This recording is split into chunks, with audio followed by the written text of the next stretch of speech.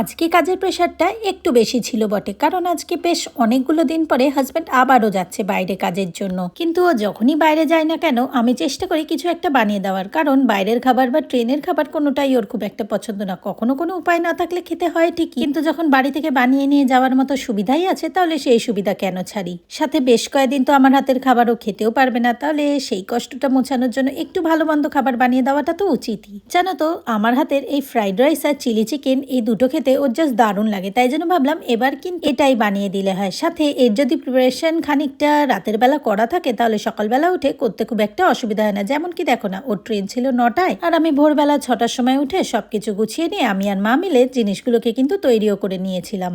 এইটা বানানোর পেছনে আরেকটা কারণ হচ্ছে, আমায় যদি কেউ জিজ্ঞাসা করে যে আমার ফেভারিট কুইজিনটা কি, আমি তাহলে বলবো কিন্তু চাইনিজ, কারণ চাইনিজের মধ্যে মিক্সড রাইস আর চিলি চিকেন আমার দারুণ ফেভারিট। তাই ওকে বানিয়ে দেওয়ার বাহানায় নিজের জন্য নিজের শখটাও পূরণ করে নেওয়া যাবে, তাই আর কি বসে পড়লাম বানাতে। আর এটা এমন একটা রেসিপি যারা এতদূর পর্যন্ত ভিডিওটা দেখছো তারা সবাই কিন্তু জানো যে এটা কিভাবে বানাতে হয়, তাই জন্য আর ইন ডিটেল কোনো রেসিপি তোমাদের সাথে শেয়ার করলাম না। দেখতে দেখতে দেখো সবকিছু বানানোও কমপ্লিট হয়ে গেছে, আর ওকে সবকিছু প্যাক করে দিয়েও দিয়েছি আর নিজেদের জন্য রেখেও দিয়েছিলাম। তারপর দুপুর হতে না হতেই যখন সাথে নিয়ে বসলাম দেখলাম খেয়ে এ তো দারুণ হয়েছে খেতে।